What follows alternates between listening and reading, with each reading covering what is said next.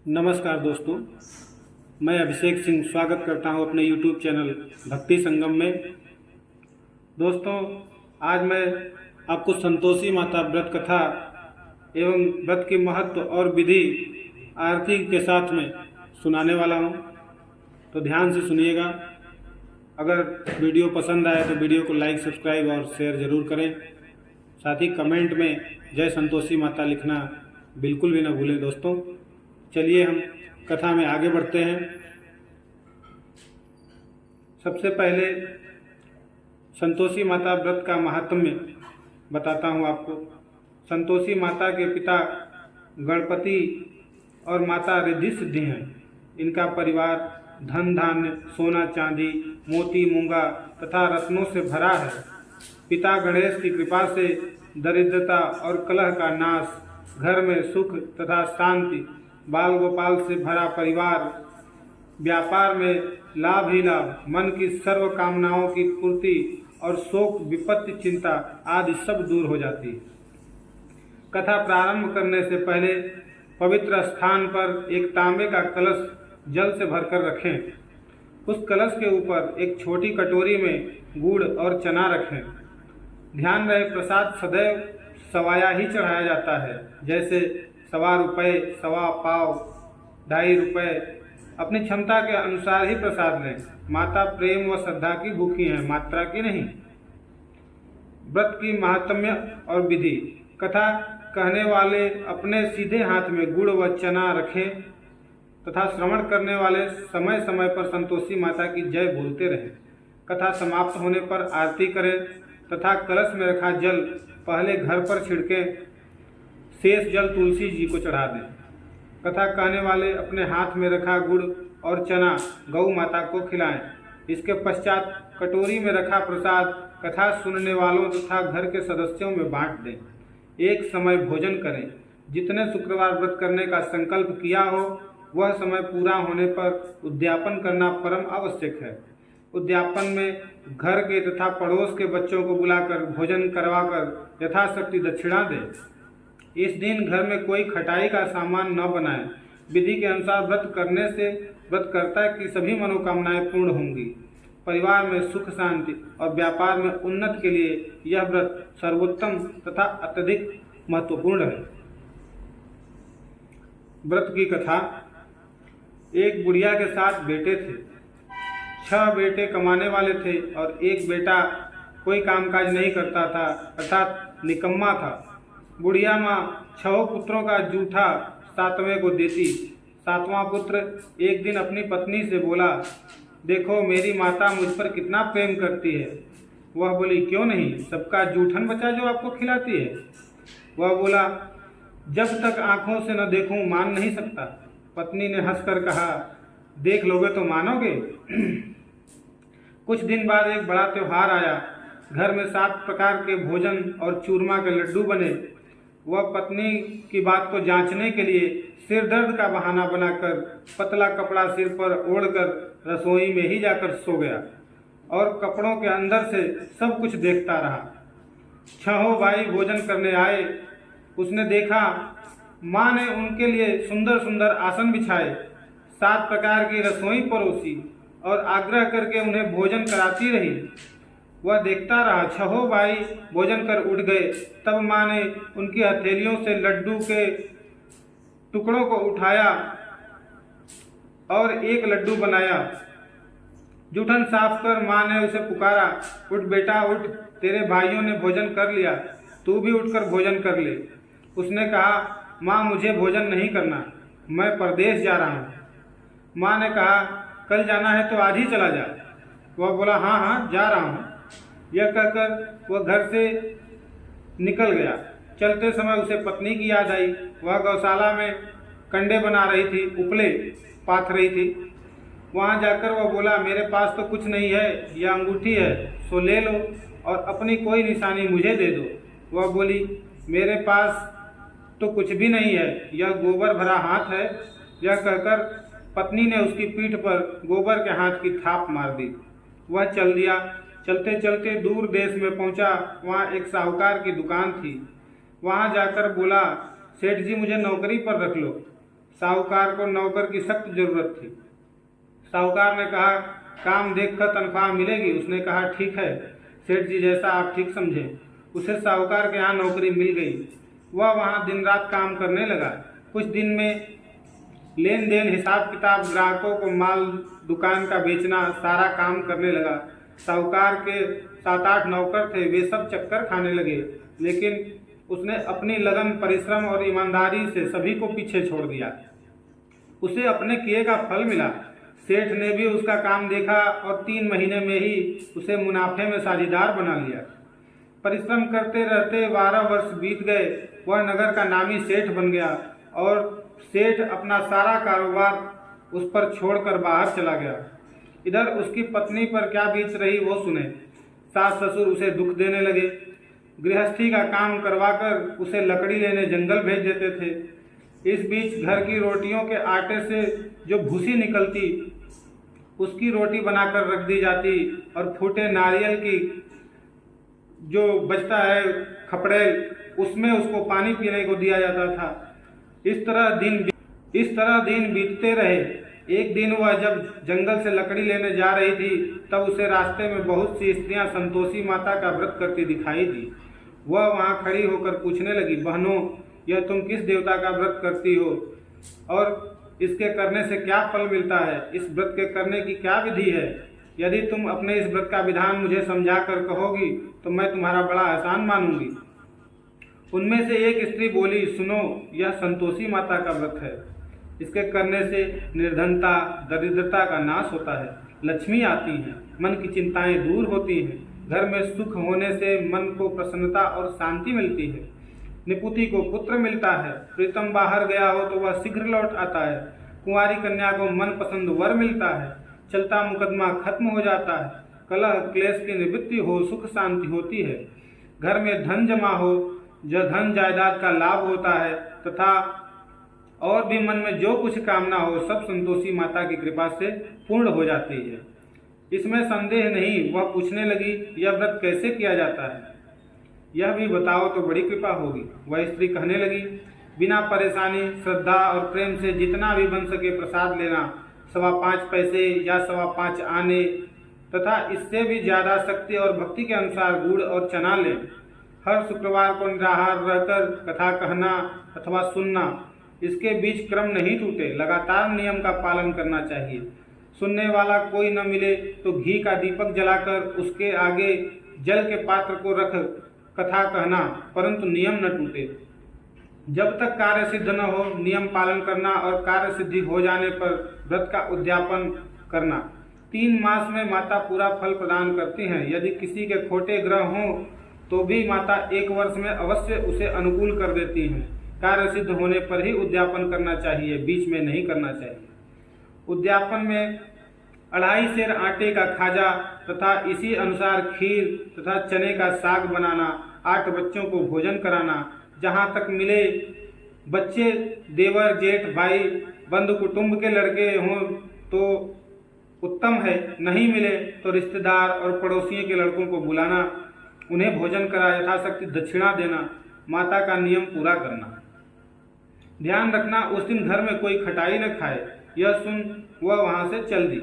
रास्ते में लकड़ी के बोझ को बेच दिया और उन पैसों से गुड़ चना ले माता के व्रत की तैयारी करने लगी। आगे चली, रास्ते में संतोषी माता के मंदिर में जा माता के चरणों में लौटने लगी, विनती करने लगी, माँ मैं दीन हूँ, निपट मूर्ख हूँ, व्रत के कुछ भी नियम नहीं जानती, मैं बहुत ही दुखी हूँ। हे माता मेरा दुख दूर कर, मैं तेरी शरण में हूँ। माता को दया आई। एक शुक्रवार बीता कि दूसरे शुक्रवार को ही उसके पति का पत्र आया और तीसरे शुक्रवार को उसका भेजा हुआ पैसा आ पहुँचा। यह देखकर जेठानी मुँह सिकोड़ने लगी, इतने दिनों बाद इतना पैसा आया, इसमें क्या बड़ाई है? लड़के ताने देने लगी। काकी के पास अब पत्र आने लगे, रुपया आने लगा, अब तो काकी की खातिर बढ़ेगी, अब तो काकी बुलाने से भी नहीं बोलेगी। बेचारी सरलता से कहती, भैया पत्र आए, रुपया आए तो हम सबके लिए अच्छा है। ऐसा कहकर आंखों में आंसू भरकर संतोषी माता के मंदिर में जा मातेश्वरी के चरणों में गिरकर रोने लगी। माँ मैंने तुमसे पैसा नहीं मांगा, मुझे पैसे से क्या काम, मुझे तो अपने सुहाग से काम है, मैं तो अपने स्वामी के दर्शन और सेवा मांगती हूँ। तब माता ने प्रसन्न होकर कहा, जा बेटी, तेरा स्वामी जल्दी ही आ जाएगा। यह सुन खुशी से बावली हो वह घर आकर काम करने लगी। संतोषी माँ विचार करने लगी, इस भोली पुत्री से मैंने कह तो दिया कि तेरा पति शीघ्र आएगा, पर आएगा कहाँ से? वह तो उसे स्वप्न में भी याद नहीं करता। उसे इसकी याद दिलाने तो मुझे ही जाना पड़ेगा। संतोषी माता ने उस बुढ़िया के बेटे को स्वप्न में समझाया, पुत्र, तेरी घरवाली कष्ट उठा रही है। वह बोला, हाँ माता, यह तो मुझे भी मालूम है, परंतु क्या करूं, वहाँ कैसे जाऊं? परदेश की बात है, लेन देन का सारा हिसाब किताब है, कोई जाने का रास्ता नजर नहीं आता।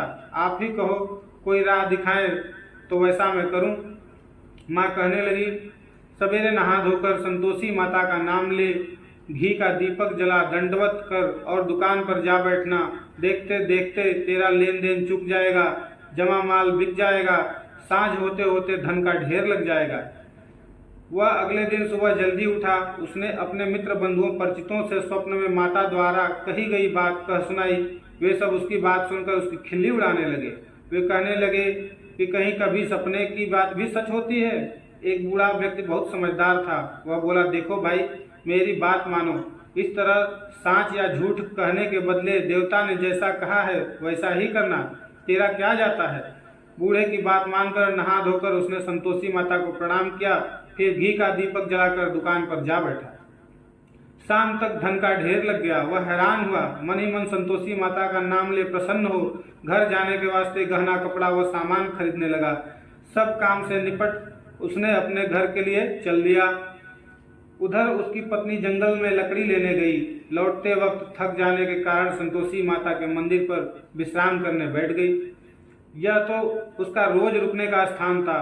धूल उड़ती देख उसने माता से पूछा, हे माता, कि यह धूल कैसी उड़ रही है? माँ ने कहा, हे पुत्री, तेरा पति आ रहा है। अब तू ऐसा कर, लकड़ियों के 3 बोझ बना, एक नदी के किनारे रख, दूसरा मेरे मंदिर पर और तीसरा अपने सिर पर। तेरे पति को लकड़ी का गट्ठा देखकर मोह पैदा होगा। वह वहाँ रुकेगा, नाश्ता पानी बनाकर खाएगा, फिर माँ से मिलने जाएगा।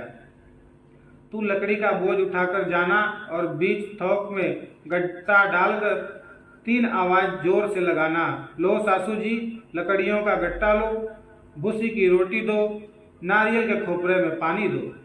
आज कौन मेहमान आया है? संतोषी माँ की बात सुनकर वह बहुत अच्छा माँ कहकर प्रसन्न मन से लकड़ियों के 3 गट्ठे बना लाई। एक नदी तट पर, दूसरा माता के मंदिर पर रखा। इतने में ही मुसाफिर आ पहुंचा।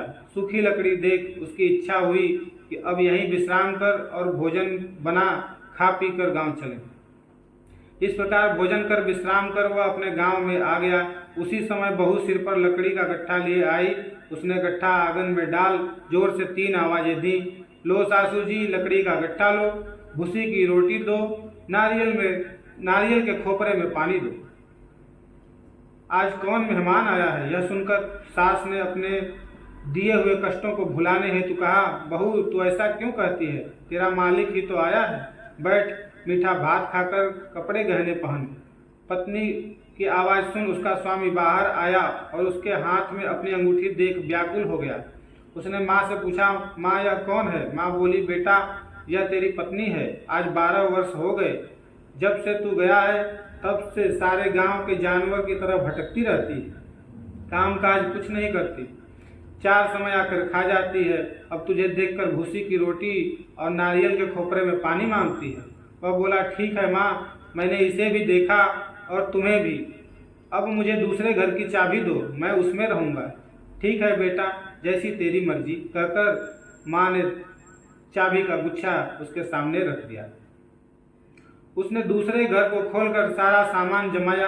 एक ही दिन में वह राजा के महल जैसा ठाट बाट बन गया।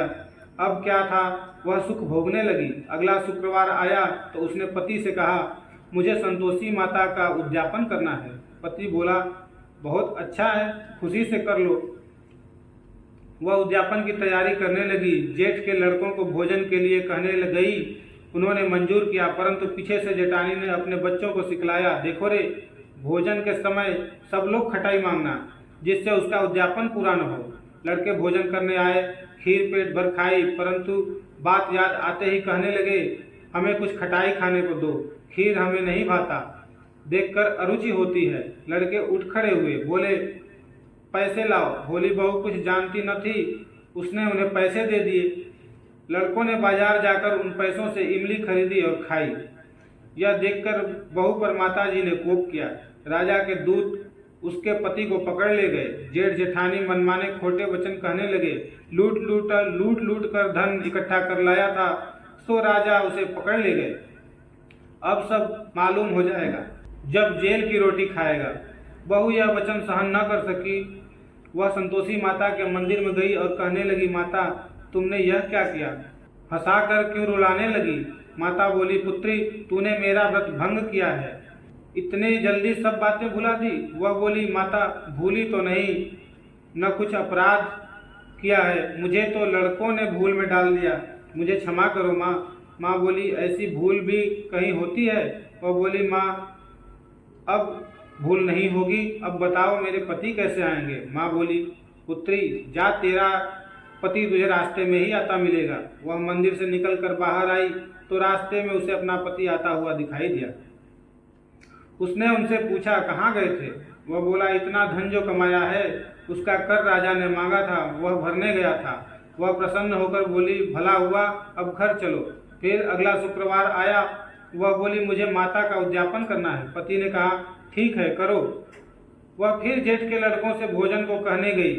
जेठानी ने लड़कों को सिखा दिया कि तुम पहले ही खटाई मांगना। लड़के भोजन करने बैठ गए, परंतु भोजन करने से पहले ही कहने लगे, हमें खीर पूरी न भाती, जी बिगड़ता है, कुछ खटाई खाने को दो।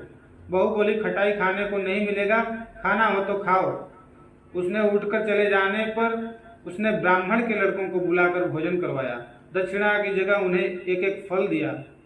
इससे संतोषी माता प्रसन्न हो गई। माता की कृपा से 9 माह बाद उसको चंद्रमा के समान एक सुंदर पुत्र पैदा हुआ।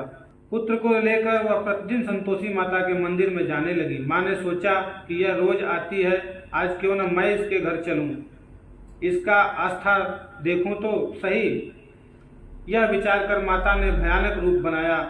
गुड़ और चने से सना मुख, ऊपर से सूंड के समान होठ, उस पर मक्खियां भिनभिना रही थी। दहलीज पर पैर रखते ही उसकी सास चिल्लाई, देखो रे, कोई चुड़ैल डाकिनी चली आ रही, इसको यहाँ से भगाओ, नहीं तो सबको खा जाएगी। बहू रोशनदान से देख रही थी। वह प्रसन्न हो उठी, आज मेरी माता मेरे घर आई है। यह कहकर दूध पीते बच्चे को गोद से उतार दिया। इस पर उसकी सास क्रोध भरकर बोली, अरे इसको देखकर कैसी उतावली हुई जो बच्चे को पटक दिया। इतने में माँ के प्रताप से जहाँ देखो वहाँ लड़के ही लड़के नजर आने लगे। बहू बोली, माँ जी मैं जिनका व्रत करती हूँ यह वही संतोषी माता है। इतना कर उसने झट से सारे किवाड़ खोल दिए। सबने माता के चरण पकड़ लिए और विनती कर कहने लगी, हे माता, हम मूर्ख अज्ञानी हैं, तुम्हारे व्रत की विधि हम नहीं जानते, तुम्हारा व्रत भंग कर हमने बड़ा अपराध किया है। हे माता, आप हमारे अपराधों को क्षमा करो। इस प्रकार बार बार कहने पर संतोषी माता प्रसन्न हुई। इसके बाद उनकी सास कहने लगी, हे संतोषी माता, आपने बहू को जैसा फल दिया वैसा सबको देना। जो यह कथा सुने या पढ़े उसके सभी मनोरथ पूर्ण हो। प्रेम से बोलिए संतोषी माता की जय। जय संतोषी माता मैया, जय संतोषी माता, अपने सेवक जन को सुख संपत्ति दाता मैया, जय संतोषी माता। सुंदर तीर सुनहरी माँ धारण कीन्हो, हीरा पन्ना दम के तन सिंगार लीनो। ओम जय संतोषी माता। गेरु लाल छटा छवि बदन कमल सोहे, मंद हंसत करुणामयी त्रिभुवन जन मोहे। ओम जय संतोषी माता। कर्णक सिंहासन बैठी च्यांवर धुरे प्यारे। धूप दीप नैवेद्य मधुमेवा भोग धरे। ओम जय संतोषी माता।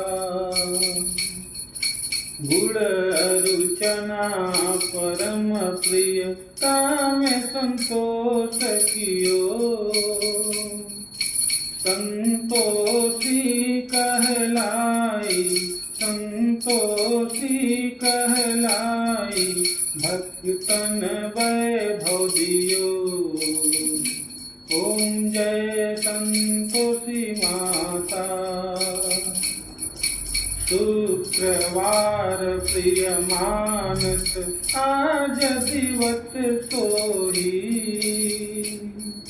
भक्त मंडली आई कथा सुनत मोही। ओम जय संतोषी माता। मंदिर जगमग ज्योति मंगल ध्वनि छाई। विनय करे हम बालक चरणन सिर नाई। ओम जय संतोषी माता। भक्ति भावमय पूजा अंगीकृत कीजय। जो मन बसे हमारे इच्छा फल दीजे। ओम जय संतोषी माता। दुखी दरिद्र रोगी संकट मुक्त किए। बहु धन धान्य भरे सुख सौभाग्य दिए। ओम जय संतोष। ध्यान धरो जाने तेरो मनवांछित फल पायो। पूजा कथा श्रवण कर घर आनंद आयो। ओम जय संतोषी माता। शरण कहे की लज्जा रखियो जगदम्बे। संकट तू ही निवारे दयामयी मां अम्बे। ओम जय संतोषी माता। संतोषी माँ जी की आरती जो कोई जन गावे। रिद्धि सिद्धि सुख संपत्ति जी भर के पावे। ओम जय संतोषी माता। प्रेम से बोलिए संतोषी माता की जय। तो दोस्तों, अगर वीडियो पसंद आया हो तो वीडियो को लाइक करें, चैनल को सब्सक्राइब करें, साथ ही कमेंट बॉक्स में जय संतोषी माता लिखें। तो चलिए दोस्तों, मिलेंगे अगले वीडियो में, तब तक के लिए नमस्कार।